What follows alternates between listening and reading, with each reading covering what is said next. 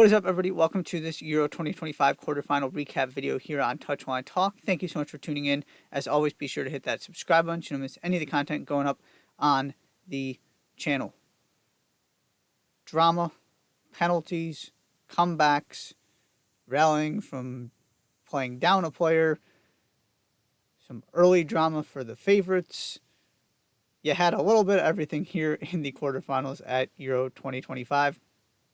I want to spend most of the time talking about two games in particular, so I'm going to start with the other two and begin with Spain, who gets past Switzerland, knocks out the hosts. It was not a particularly competitive game by the end. However, Switzerland did hang in there for a while, and the storyline of these quarterfinals was in a variety of different forms. Penalties. Mariana Caldante misses one early. Spain have a couple other opportunities they can't capitalize on. And there was a while there where you were wondering if this was going to be Switzerland's magical day and the stars were going to align and they were going to find a way to at least get this to extra time, get it to a shootout, something like that. Ultimately, they just couldn't hold on for 90 minutes. Got to give Pia Sundhage credit for the coaching job she did with this team. Give that young team credit for really showing up and giving their fans something to cheer about, something to believe in, something to get excited about as the host nation. But the golfing class was obvious. Spain do what they're supposed to, book their spot in the semifinals. The other game I want to touch on briefly, France, Germany. This one just finished up as I'm recording this video. So many things going on here. A completely unjustifiable, inexcusable red card that changes the complexion of this game and gives France the penalty. There is just no reason to ever pull somebody's hair in the box. There is no excuse for it. And Ann-Katrin Berger almost makes the save, gets a hand on it, but can't keep it out of the net. So now Germany down a player, down a goal, find a way to get their goal through a set piece, and then have a penalty of their own to win this game in normal time. They can't convert that. So then it goes to extra time, and then it goes to the penalties where Germany continue to apply the pressure. France, to their credit, deliver and continue to put that pressure back. Ultimately, they get the Germany miss, send it to sudden death penalties. But it is Germany who prevail. Ann-Katrin Berger, again, coming up big in a penalty shootout, coming up big in this game, scores her penalty, delivers a couple saves, including the one to ultimately send Germany through. You just have to give Germany a lot of credit here with the absences, the injuries, the players who went down, the players who weren't there, the way this game played out. It could have been disastrous. And sure, France had opportunities, dominated portions of the game, but clearly on top for most of it, as you would expect. But it wasn't as lopsided as you would have thought, especially when it's 1-0 plus the player advantage so early in the game. And Germany found a way to hang in there, found a way to get the goal, found a way to get to extra time, found a way to get to stop to penalty shootout, found a way to win it. Not sure how much there is to take away from it in terms of what this means moving forward. That was very much a find a way to just get to the next step and keep ourselves alive situation. The one thing I will say is that's not going to get it done in the next round. It wasn't good enough from France. That's an incredibly disappointing way to go out with the opportunity that you were gifted that you can't capitalize on. Going to see how Germany handle all of this, what that lineup looks like, who's out there, who's available. But that's a concern for another day. You're still alive. That's the most important thing. The other two games. And I'm going to save England for last, so I'm going to talk about the Italy-Norway game first. Obviously, really cool moment for Italy. This is not a team you expect to be in the semifinals of this tournament, but they do a good job in their group. They get the opportunity. They capitalize on it. The story here for me is Norway, and I bring this up pretty much every single tournament because I am fascinated by this, and I don't think it's getting enough attention. This is one of those things that I can't believe is not a bigger storyline. This is another really disappointing tournament for Norway in general, not just the women's national team, but the Norway Federation. The number of countries who can claim they have two truly world-class players on both the men's and women's side is incredibly short.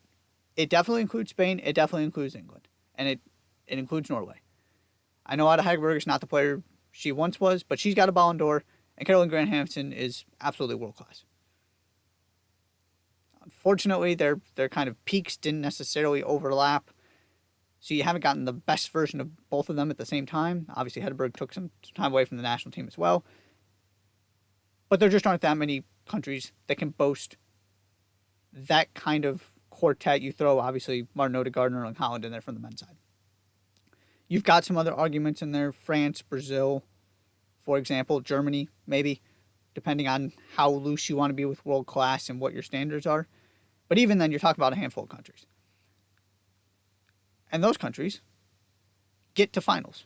They are major factors in tournaments, whether it's on the men's side or the women's side, or in some cases, both.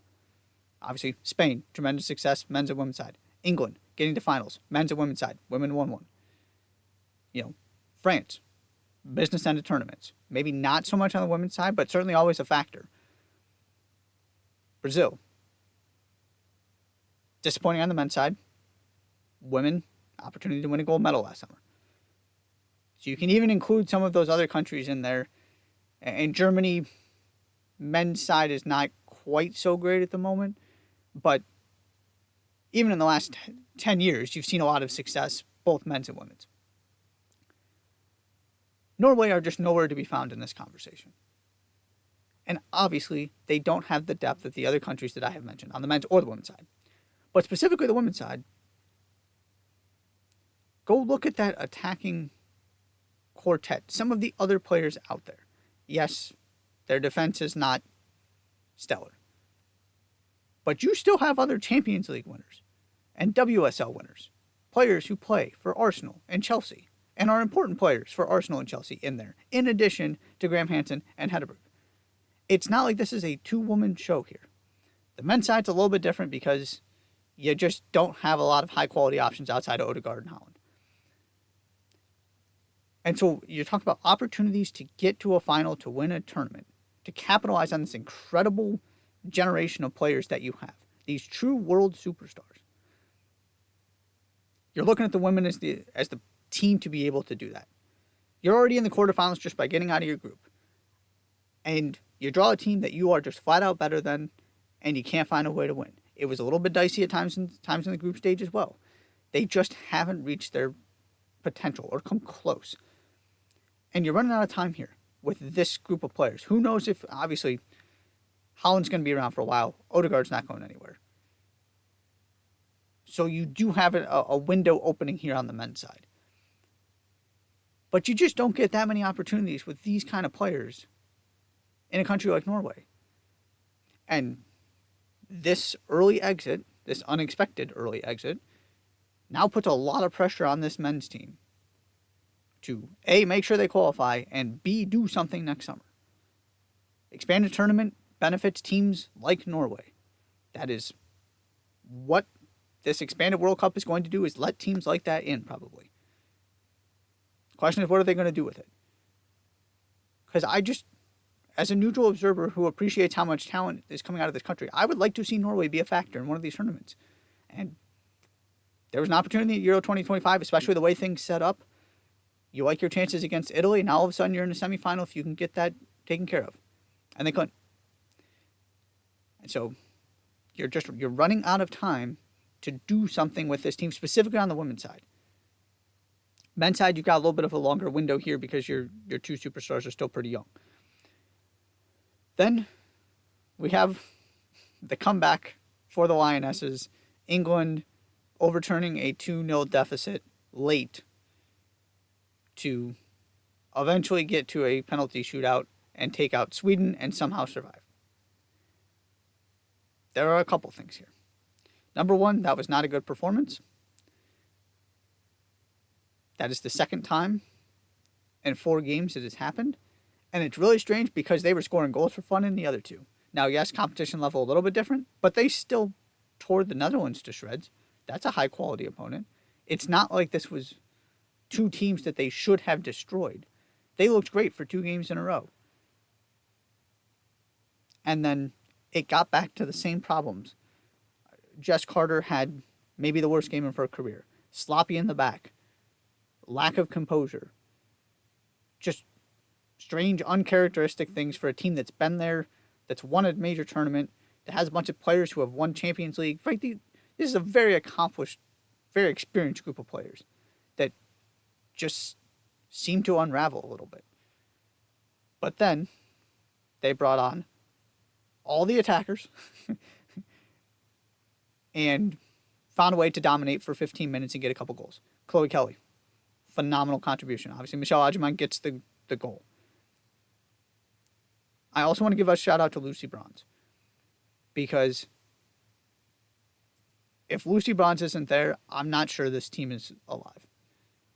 Obviously, she made 2 important contributions, but they came at really important moments too, where they needed to get a goal to believe that, okay, we're just 1 moment away, we've got all of the momentum, we're dominating the ball, let's go get the second one. And it's Lucy Bronze who pops up, gets free at the back post, finishes it, makes it 2-1, game on.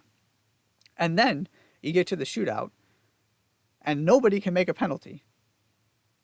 And Lucy Bronze finally steps up, kind of stabilizes it, establishes some control for England, puts some pressure on Sweden, and ultimately that's where this penalty shootout turned. I've never seen a penalty shootout like that. It was bizarre to watch.